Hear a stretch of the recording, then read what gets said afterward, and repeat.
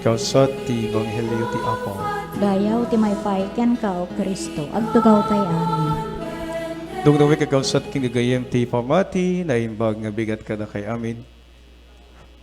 Adatay na po ti may kasangapulo ket pito nga Domingo ti kadaywan nga tiyempo. Damagik Apo napadasan nyo kadin jay namnamaem nga adati karga na jipitakam wenno wallet mo. Pag gasolina ka, wenno makiudong ka, aw mo gayam ti kwartam. Wenno adapasken mo, inebam na po padi.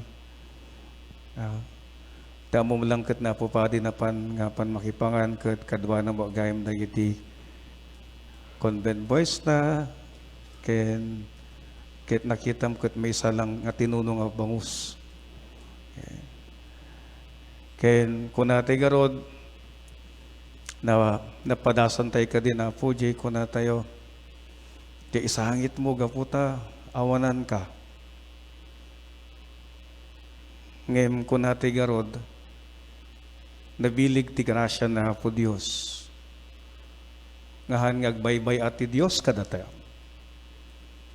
Nga tiday tayo Domingo, nangyigan tayo itinapintas ng Ebanghelyo, nabilig ng Ebanghelyo, ang ating mensahe na kada tayo kitawan sa bali. Dihaan tayo kitain, tagiti pagkurangan. Dudikit pagyamanan tayo, turay niya nga da kada tayo.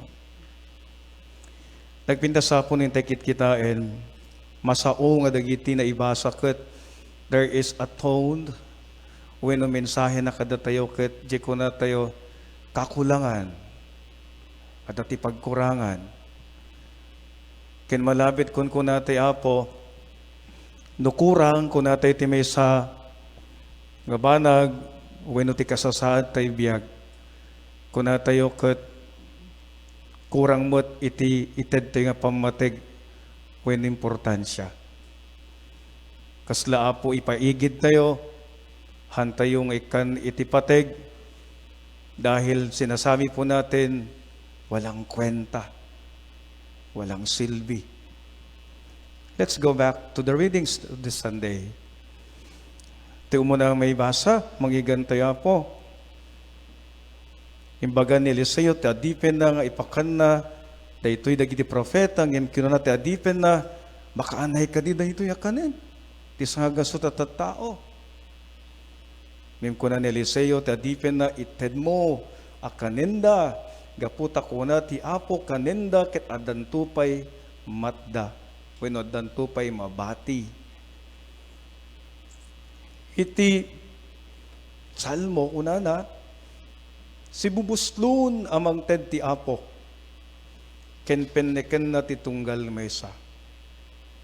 Daytoy ket sao akari ken napwan namnama.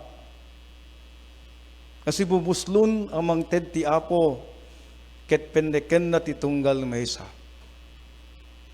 Ngapsat kin gagayem, daytoy ket awis kin karit kada tayo, ngagaplosanan lata ti bendisyon na Apo Diyos kada tayo.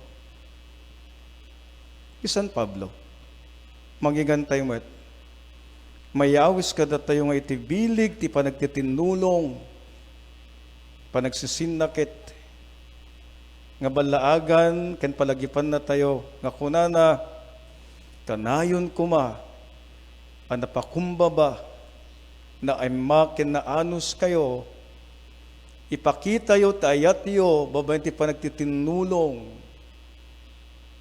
ken aramidin yo, ti amin na kabaylan niyo, amang taginayon, ti panagmaymaysang, ited ti Espiritu, babayin ti talna, mamagsinggalot, kada kayo. Daytikit palagip Apo, kagda mga panagbiag tayo, iti panagtitinulong, panagsisinakit, ken panaginayat. Ket iti Ebanghelyo, mangigantay mo't Apo, na sinao ni Andres, na kuna ni Andres, kakabsat kin gagayeb, kuna na, ngem anyamet ngay, dagitoy, ti kastoy nga kado ti tao. nga ati ubing adati lima nga tinapay na asibada kinduwa nga ikan. Ngem kunana ngem anya ngay met daytoy ti kastoy kaadu ti tao. Slakon kunana awan serserbina. Awan iti pakausaran na dayta. Nga daytoy apong istorya may turuturong garo ti panpanunot tayo. Nga hantay ko matagtagabasiten ti bendisyon nga itin na Apo Diyos kada tayo. Nga uray no baset iti bendisyon dakkel ti pagbanaga na. Amen? No amu tayo tagyaman. Ken amu tayong aramaten da itoy. Ken kang runaan ti milagro ket no ibingay tayo itanyaman nga basit nga ada kada tayo. Kausat king gagayeb, the greatest miracle is that it happens mapaspasamak ti milagro iti panagbiag tayo. Babaen met iti bendisyon ken grasya na Apo Dios kada tayo. Ken ti milagro iti bendisyon na Apo Dios kada tayo. Ket ti panangibingay tayo, itanyaman nga adda kada tayo. Masansan nga tagtagibasiten tayo, iti bendisyon na po Diyos. Masansan ko na tayo ket kasla po, instead that we should be thankful whatever God has given to us. It may be little, it may be tiny, but when we start to be thankful of the gift that God has given to us. Especially, di istorya gurda po, rin may isang bangos, adapto pa'y mabati. When we pray, when we start to recognize that God is the source of everything, and that God is our miracle provider. Kausat kin gagayem, may kadwa, may palpalagip garod kada tayo. Nga dayto nga istorya ti Ebanghelyo, ket karitin na tayo, itagtama nga panagbiag tayo. Nga iti kapigsaan nga virus, nga narigat nga agasan, haan nga COVID-19. Ngem iti karigatan nga agasan nga virus, ket no na virus tayo, ti kinaagom tayo. Amen. No na virus tayo, ti kinaimot tayo. Amen. No na virus tayo, iti kinamaging bubukod tayo. Kakabsat kin kagayem pudno, ngawan serserbina ti kinaado iti bendisyon, tamalais kin maperde ti bendisyon, nuahan nga may ranta nga maibingay at tumulong dagitag kasapulan. Makita tayo garo that the story of the gospel today, the multiplication of loaves and fish, is in fact the miracle happens because we realize that we can do something to help other people. Jesus used the little boy. Nga ibagina da ito'y nga ubeng, ti kinaawan gaway, kinakurapay. Anyamot nga iti mabalbalinan na, da ito'y nga ubeng, da ito'y iti panunot, da gita adalan na. Anya ngay iti maramid na, iti lima nga tinapay, kinduang aykan. Walang silbi. Walang kwenta. Pero kahit ang walang silbi at walang kwenta ay ginamit ng Diyos. At alam po natin ang nangyari. Napnukda, adapay na bati, kinaglaplapusanan ti bendisyon ni Apo Diyos. Ti pagbutbut ngan tayo ket di mapukawan tayo. Amen. Di pagbutbut ngan tay apo ket di ko na tayo. Para bang mahirap tayong magbigay dahil nga minsan wala naman tayong ibibigay. Amen. Mahirap po kasi magbigay na wala kang ibibigay. Pero ang mahirap kung alam mong may bibigay ka na para bang sinasabi mo na narigat mo't no awanak iti kuna tayo bulsak tagkasapulan mo ti pamilya. But my dear brothers and sisters, the gospel today is so powerful, telling to us that we can still give something no matter what. Uray no nakurapay tayo, adalat at timaited tayo. Ken uray no nabaknang tayo, adalat at maawat tayo. Kahit na so end, tibiyag tayo, kahit panangibingay. Our life is a life of sharing and blessing. Kung natin ikapsat kinagayem, na maminsan panpanunutin tayo, awanan tinabati kada tayo. Amen? Kahit madanagan kan, kahit agsangit kan,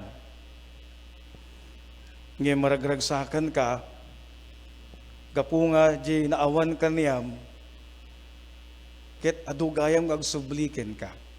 Amen?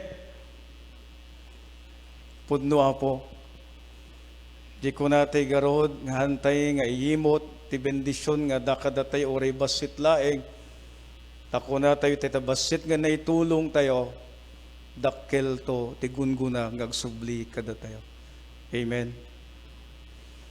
Ngimno, kunatay apo, ti bendisyon mo nga daken ka, ket bukbukudam, ket kunatayo, dito nga bendisyon, ket kaslatagi kurangin pay. Kapsat king gagayem, makita tayo garod, nga ti awis, iti banghelyo, ita Domingo, ket daytoy.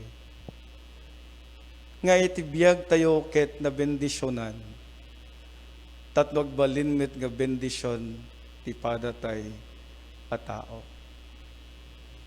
Nga iti nabilig nga mangagas, iti pandemya ti COVID-19, nabilbilig ngem AstraZeneca, nabilbilig ngem Sputnik, nabilbilig with ngem Johnson ken Johnson, nabilbilig ngem Pfizer ken Moderna ken Sinovac.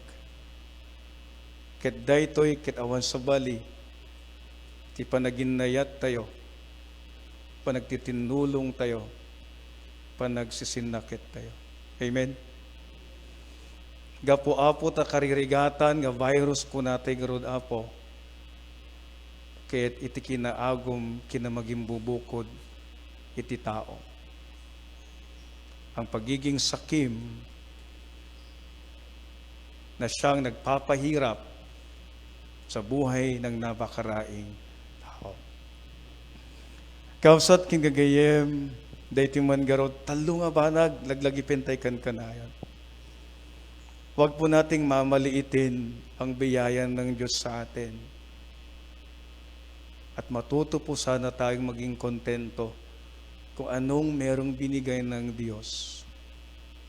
At ang binigay ng Diyos ay hindi lang para sa atin, para ibahagi natin sa ating kapwa. Ikalawa, pinapalala rin po sa atin ng ating Panginoong Hesus na ang pagbabahaginan ay siyang tunay ng diwa ng ating paglalakbay dito sa mundo. We are to live our life as a blessing to one another. And thirdly and lastly, let us always remember that God has blessed us more than we deserve. Napapayak po tayo dahil hindi natin inaasahan na sa hirap ng buhay, ay hindi tayo pinapabayaan ng Diyos. Dahil mahal na mahal tayo ng Diyos, na ang kanyang biyaya at grasya ay patuloy na pinagkakaloob ng Diyos sa atin. Let us be thankful to all blessings that God has given to us. Let us not only thanking God because of material blessings, because the material blessings are not in fact that would give us satisfaction and true meaning. Immaterial blessings are the most important, and that would cannot even buy the money that we have. Our love for our family, our care for one another, our encouragement, especially in this time of pandemic, our words of encouragement, our words that give hope and life, a support, simple nga panagising, simple nga panagsao, panangitid ti mensahe, sending messages, virtual hugs and prayers.